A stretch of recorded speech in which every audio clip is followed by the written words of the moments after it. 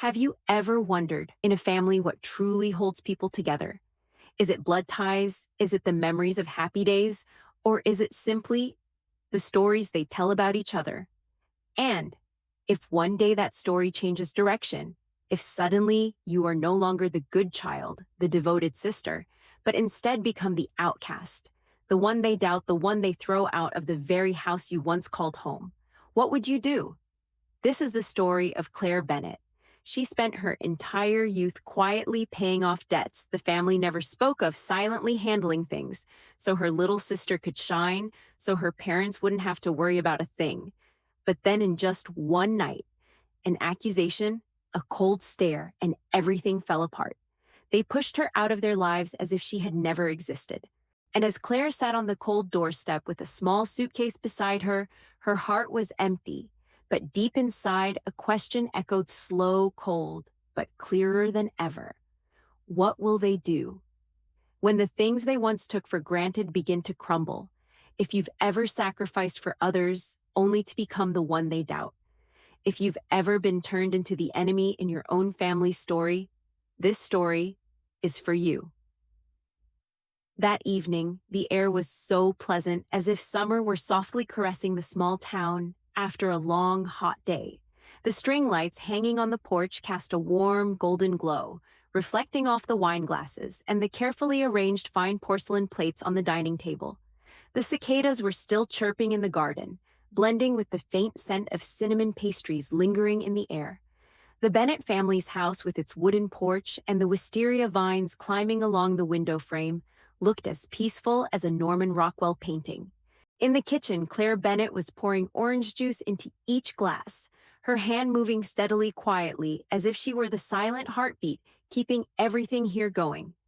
Everyone was in the living room, her mother Margaret sitting on the old armchair, smiling softly as her father Douglas retold the old story about a fishing trip long ago, and her sister Harper, radiant in her blue dress, receiving compliments from their friends.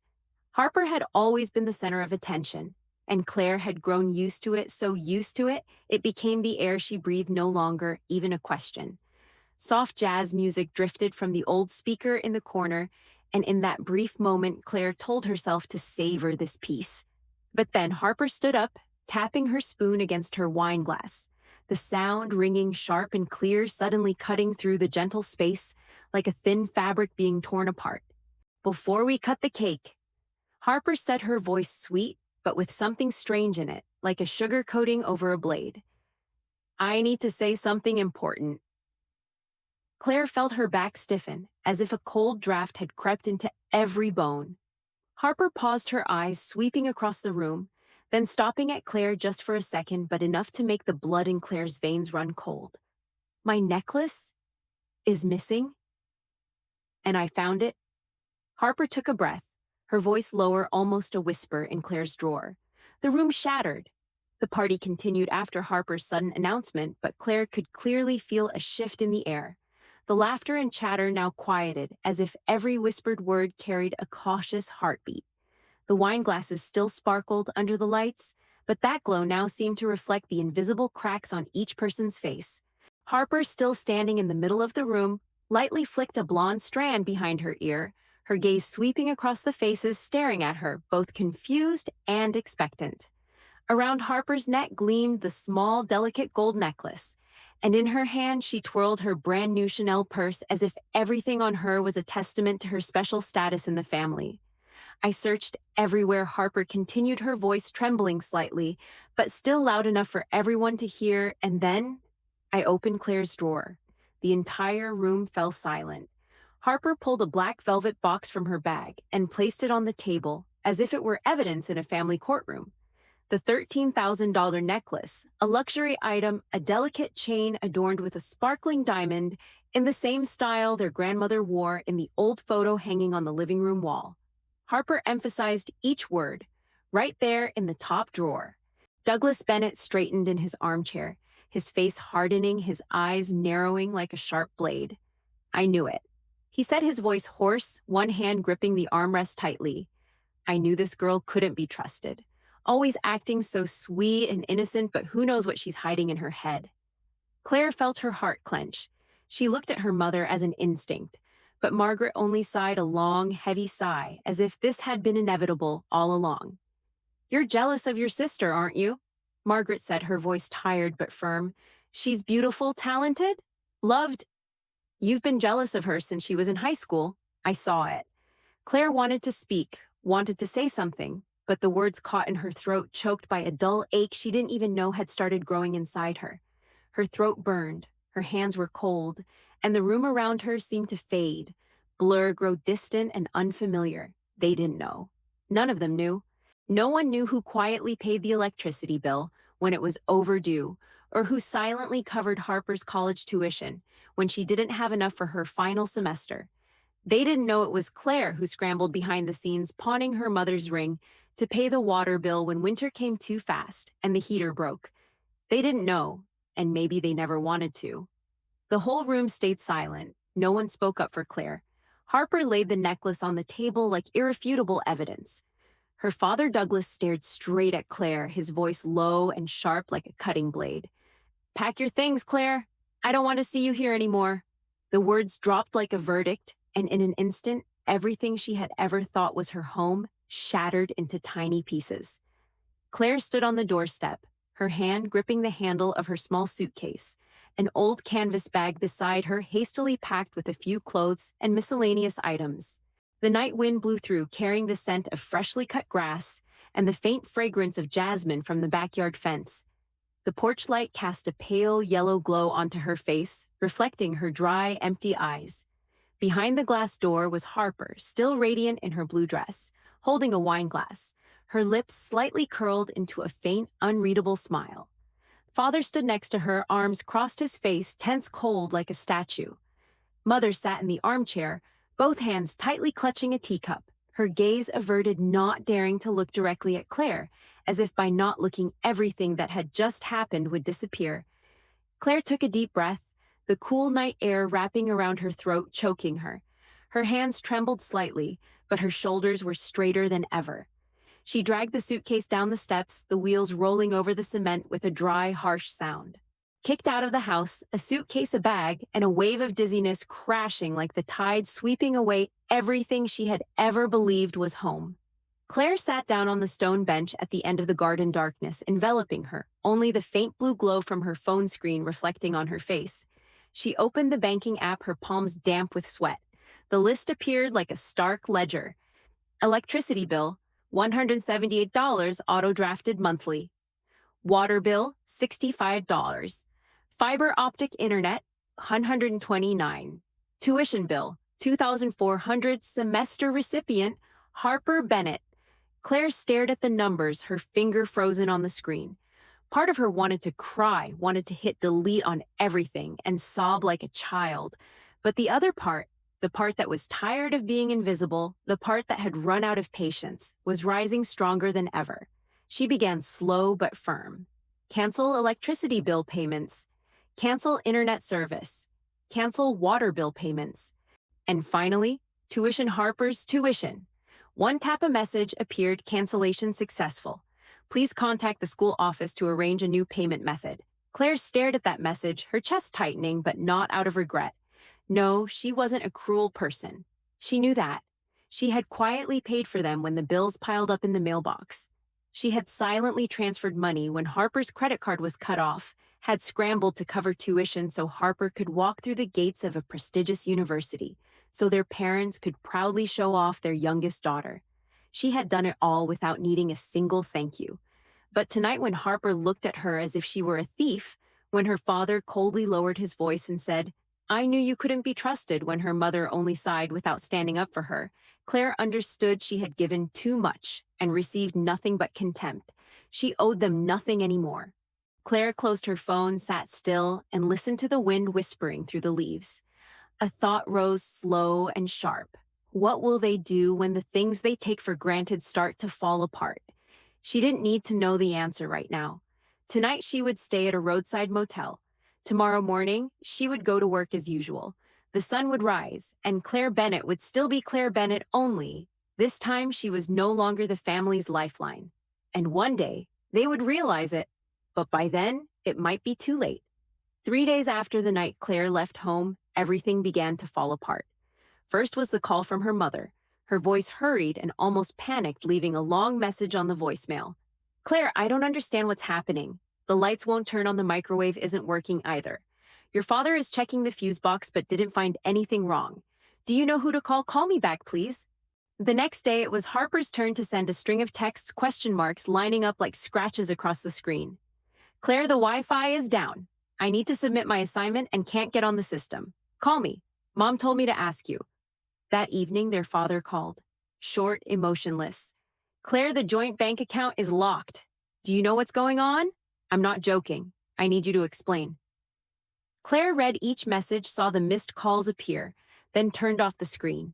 She didn't answer. Not right now. Something inside her was gradually becoming quiet, like a still lake, after a storm, reflecting the collapse of the family she had once tried so hard to hold together. Then on Friday, the final call from Harper's University detonated everything. A soft but cold female voice left a message. We regret to inform you that Harper Bennett has been suspended due to failure to meet financial obligations. Please contact the finance office for more details. Claire sat on the small sofa in her temporary apartment, silently listening to the messages crashing in like waves. Her hand rested on a cooled cup of tea, her palm cold. At that moment, her phone screen lit up. A new notification appeared, an audio file from Linda Matthews. Linda was the neighbor next door, the one who brought over cookies during holidays, the one who would bump into Claire at the post office and exchange pleasantries. Claire didn't expect Linda to be the one bringing the missing piece to this story. She opened the audio file, earbuds clutched tightly in her hand. The first thing she heard was a familiar laugh. Harper. Clear, unmistakable. Harper giggled, mixed with the clinking of glasses and faint music playing in the background. Oh my God, I can't believe she still pretends to be so innocent. Harper said, her voice stretching out light, but filled with mockery. Another female voice, probably a friend of Harper's, asked, Are you sure she didn't notice? Harper laughed louder, the sound of a chair scraping across the floor squealing. How could she notice? I slipped it into her top drawer. Of course Mom and Dad will believe it. Everyone thinks Claire is such an angel. Let's see who still believes her after this. Claire listened, her whole body frozen. A heavy breath filled her chest, but no sound came out. She rewound the recording and listened again, paying close attention to every sound, every laugh, every word. A sharp pain rose from her stomach, stabbing up into her spine. Part of her wanted to hit share immediately, send the recording to the whole family, to her mother, her father, everyone, so they would know who the real betrayer in this story was.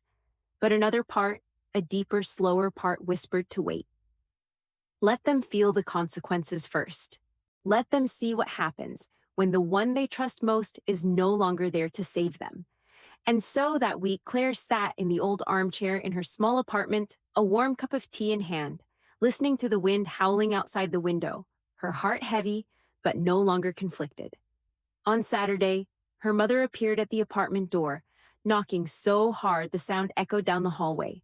Margaret Bennett, the woman who always tended the rose garden with care, the mother who once held Claire in her arms when she fell at the playground, now stood there, her face pale, eyes red, and swollen hair disheveled.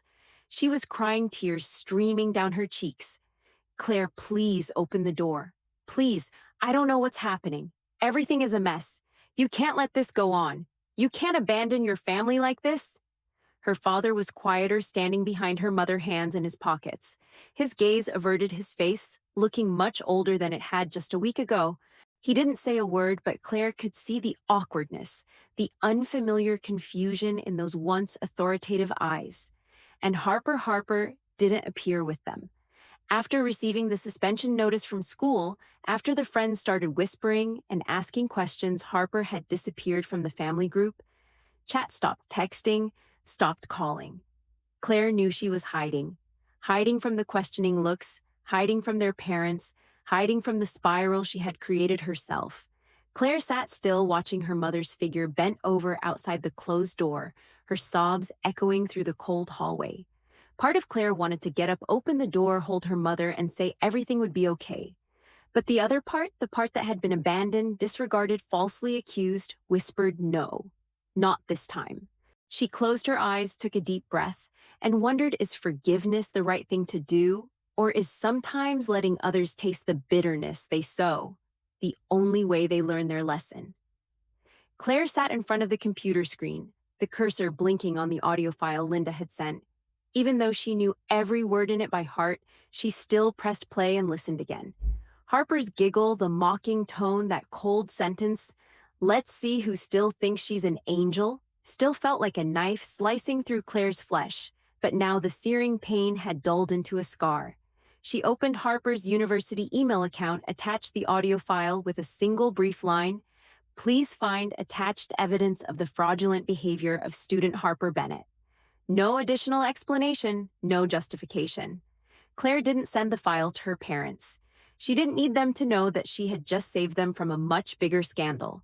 They didn't need to know that if Harper were disciplined for academic fraud, the story wouldn't just stop at neighborhood gossip, it would become a stain across the entire community, the scrutinizing eyes of friends, colleagues, the shame that couldn't be scrubbed clean. They wouldn't know. And that was her final decision. After everything, Claire chose silence. Silence not because she was weak, but because she understood some battles are best left for others to face the consequences themselves. Rumors began to spread across town. Neighbors whispered when they saw Harper disappearing from the Bennett house gates, no longer appearing at the weekend parties. Some started murmuring about unpaid bills, about arguments behind closed doors. The once boisterous laughter that had echoed from the Bennett home now faded, replaced by a heavy, hushed atmosphere.